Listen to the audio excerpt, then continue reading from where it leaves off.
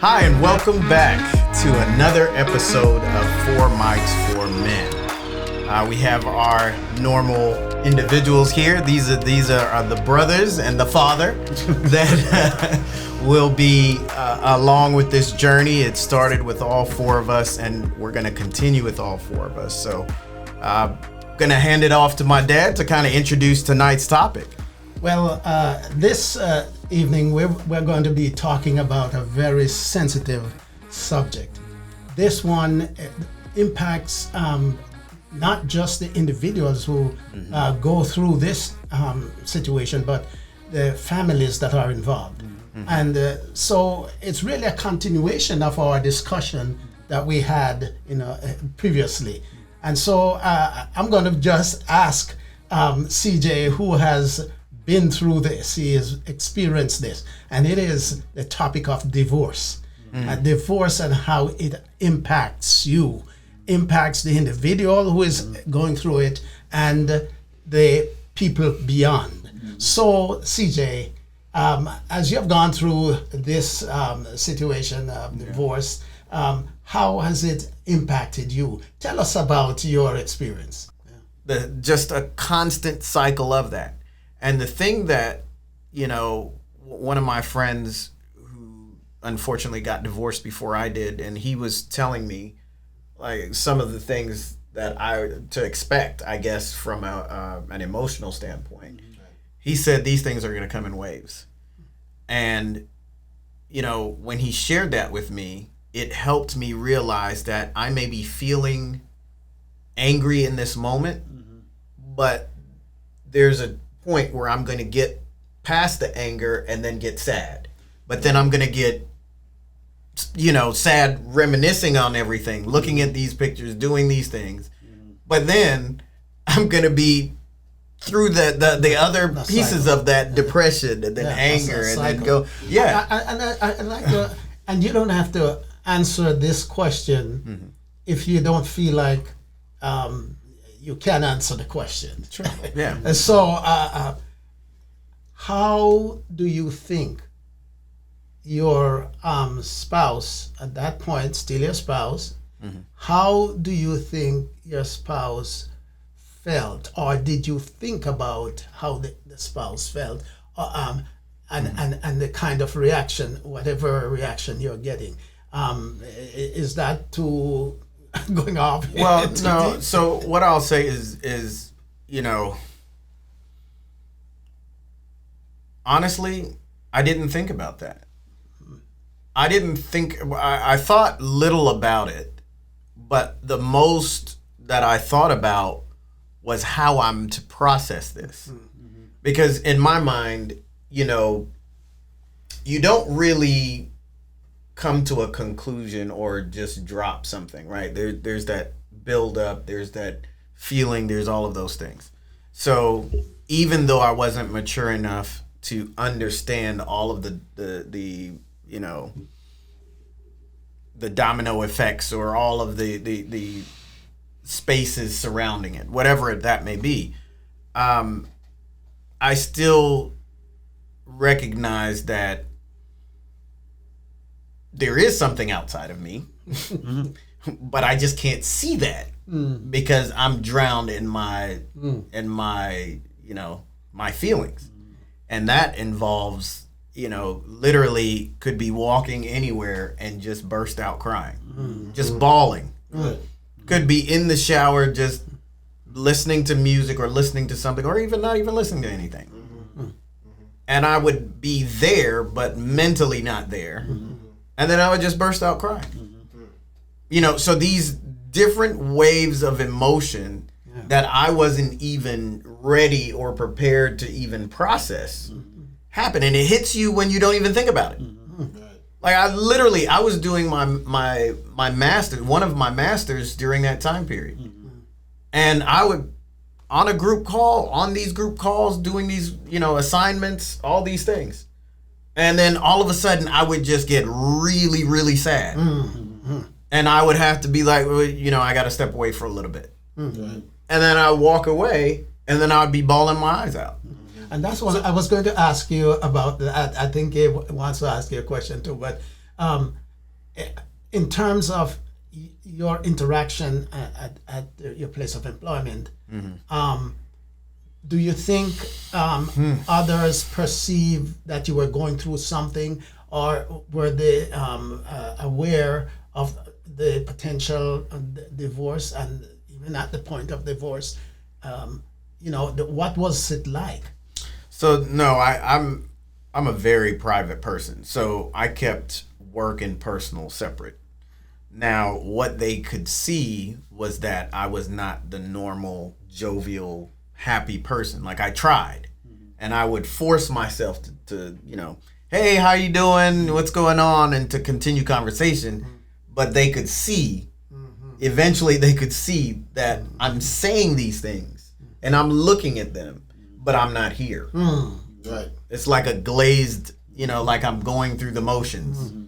When you're driving and you don't know how you got home, but it's that muscle memory that got you there. Right. That's the type of thing that happens. Right. So would you say, just like we talked about, premarital, when you're going through this, would you say that there really wasn't enough of a support system for you to understand what you're about to go through? What are those steps? I mean, you said you had one friend, but I feel as if, again, the movies, there aren't that many movies on divorce or whatever. Yeah. So pretty much you're on your own on this, having to deal with these things on your own. Right. Do you feel that there wasn't enough support, as far as clear support, as look, you're going through this. This is how somebody's there to help you. Was there any type of help that you felt, any support that you felt as you went through these emotions? Yeah. So I would say yes, and the Lord really blessed in that regard. Unfortunate circumstances, but like I said, my friend before, who he was there to support, and of course, family was there to support as well.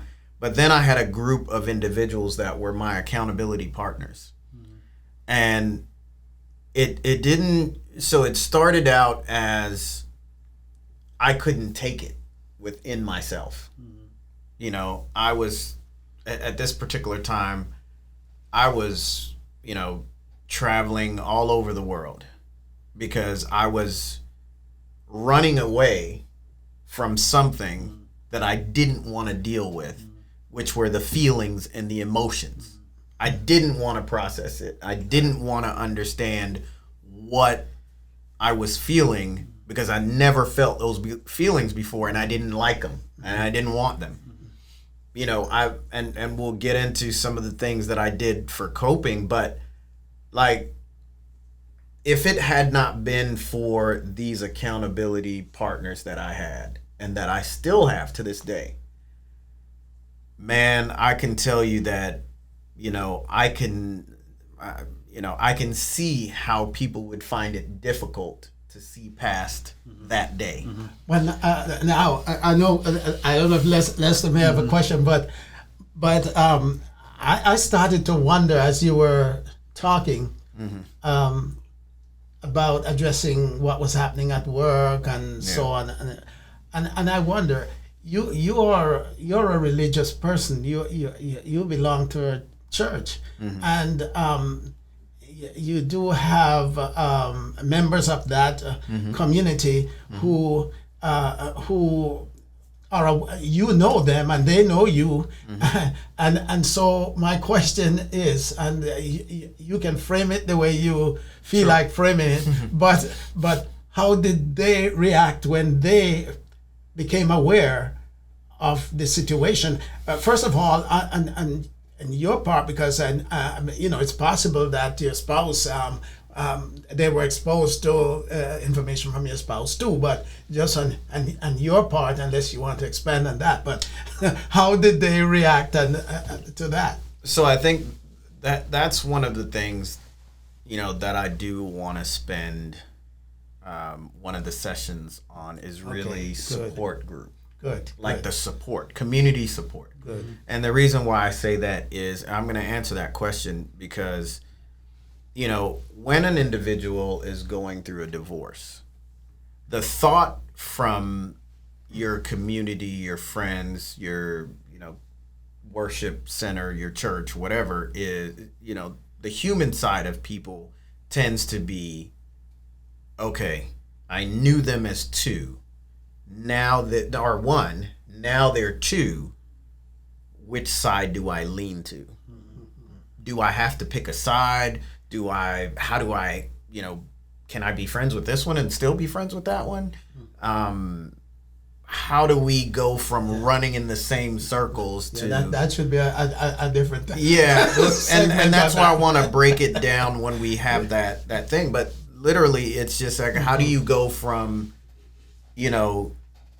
having all of these friends and support systems, and then it's like overnight, you're down to your accountability people, and it's just like everything has vanished overnight. And that's a hard thing to deal with. Yeah. Because you can see, and I don't hold any ill will to even those who, looked at one versus the other. Because in my eyes, as long as support was given, Right. that's fine with me. All right, so I'm gonna disagree with you a little bit. I'm gonna disagree with you a little bit here. So I wanna back up and talk about some guidelines, Okay. and then because you said we want to talk a little bit later about the specifics and stuff like Yeah, that. sure. Then I'll just jump back. But I think one of the things that we need to make aware to everybody is that. The way you described your process is all dependent upon the reason why you're getting divorced. That's correct.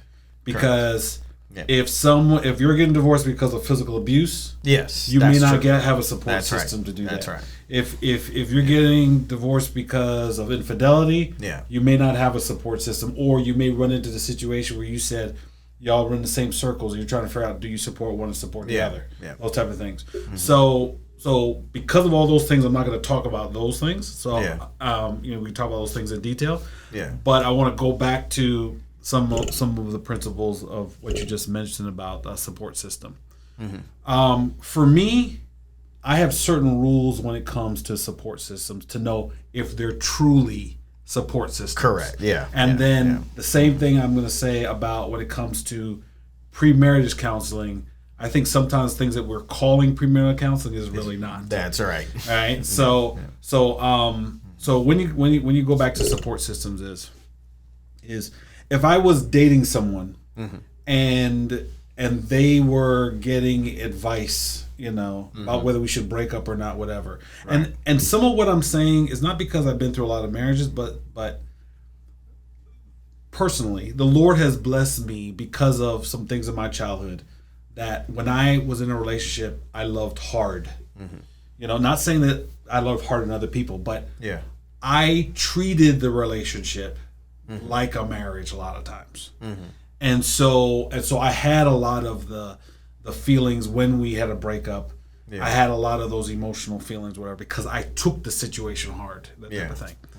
But so one of my rules are when it comes to support system is that if I see all your friends are divorced, Yeah. then I'm telling myself I got to take whatever support you're getting with a grain of salt. Right. Because what framework are they going to come from? Yeah. They're going to come from their divorce time frame. They're going to come from their divorce, backup. And so, some of the advice you may get is going to be dependent upon their experience. Correct. And so then I have to ask the question, because I asked God to show me how to love and all that type of stuff, whatever. I got to ask, well, then, is that pleasing to God? So one of my rules are, going back to what you said about who the support is, I think in our marriage vows we say, what God has put together, let no man put asunder. We don't take that literally. But if you are in the air of someone that's getting divorced and telling them, oh, you need to leave this person, you need to do this and do this, you need to lock the doors, change bank accounts, whatever, you are putting the marriage in asunder. That's right. Yeah. Right. And so then I ask the question, what advice, when you go back to the support system, what advice are those people giving you? Right. Are they continuing to encourage you to work it out? Or are they saying, no, don't let her do that, man. This is what you need to do. You need to go do this and do this and do that. Right. And so so that's one principle for me is Sure. you know Yeah. what Yeah. you're doing. The other principle for me when it comes to the separation is, and I'm not saying people don't need support, is that I use the principle of the Bible says that our bodies are the temple of God, right? And the only thing that we're taking to heaven is our character. And so what we have to understand is when we're in relationships or when we're married, you are God's property, just like your spouse is God's property. Right. And God is holding you accountable that if it doesn't work out, you are not supposed to leave God's property broken. So you are not supposed to be conducting yourself in such a manner where you're giving them bad baggage that Right. they will take through the rest of their life, and that will ruin them for the next. If it gets to the point where y'all have to get divorced, whatever. So if that's the case, and that's my principle. So if that's the case, then part of my coping when you're dealing with, now that you're settled of getting divorced, is I'm trying to find out. I'm trying to spend time. How did I get here? Right. And understanding, Lord, what am I accountable for? Right. Because I need to understand if I need to be better for the next person. I need to understand, okay, Lord, I took it for granted that I spent more time working on cars than spending time with my family. You know, I spent more time at work instead of spending time with my family. Right. Even though work is not a bad thing, going back to what we said before, we got so busy not realizing we forgot. And what I was doing, you know, I wasn't being rude. What I was doing when y'all were talking is, I go back and read the Proverbs where Solomon says, "Remember the wife of your youth." And I ask, well, why does he want you to do that? If you go back and look at the feelings that a young couple has, usually a young couple when they get married, it's them against the world. Their spouse can do no wrong. They're preferring one another. Those are all the things that you're doing with the wife of your youth. Now, the wife that you get when you get older, because you've been battle scarred, you're like, well, I'm not taking this, and she does this, I'm going to do that. That's what your second wife, that's what you would do. Why? Because you gave all of yourself to the wife of your first youth. So then if Solomon's telling us to remember, then what we need to do is remember the feelings we had with the spouse of our youth. And those are the things that we've talked about. Spending time, preferring one another, spending quality time together, talking with one another, whatever. And so that's what I think one of the things a person should be doing when they're going through, whether you call it divorce counseling, whatever, is that they should be wrestling with God and saying, God, where did I make my mistake? So that the next relationship I'm in, I don't take for granted, those other things, or I don't take the baggage from this one and put into the other one. And now, okay, go ahead. Real quick, because I do want to go back to your first point, because you're right on the support system. And, how my support system came about is there were many that tried to support. Okay. There were many that tried to support. Yeah. But just what you said, you have to whittle that list down, and you're able to see what people's real motive is. Capability. Yeah, right. they may not know better. That's right. But right. Capability. Yes, go ahead. So it could be, fueled by just trying to hear or to know what happened. Nosy, yeah, gotcha. It could also be fueled by, I want to be able to be the first person to say this to someone else. Like, I know I'm important because I know this information. Gotcha. The other thing that it could be is a genuine, listen, I don't even need to be on the record that I'm supporting you or that that you need this type of support. But I want you to know that I'm praying for you. You don't have to say a word about anything. But I want you to know that I'm praying for you. So the people who ended up, and it was just a small core 4 or 5 people, those 4 to 5 people were the ones that never told me anything negative about anybody. About your spouse that you bring About spouse? Okay, good. All right. At all. Okay, good. All right. It was the focus of all of this was, how do I process this from a spiritual standpoint? Like, let's pray together. Let's talk about your feelings, because you're going to have feelings. Okay. Whether right or wrong, whether, you know, it's anger at that moment and I just need to get things off of my chest, and then be reminded that, you know, okay, now that you got that out, now let's pray about it, and now let's process how you're really feeling. Now, you know, this is really a complex It is. subject, because there are a number of things that you mentioned that we could go into, a number of things that we all mentioned that we could go into. Now, understand also that the question of managing, coping, and all of that, that's dealing with, once you know now that it's real, Yeah. and so on. But now, included in all of this is the question of, what kind of divorce are we looking at? Is it one that is so adversarial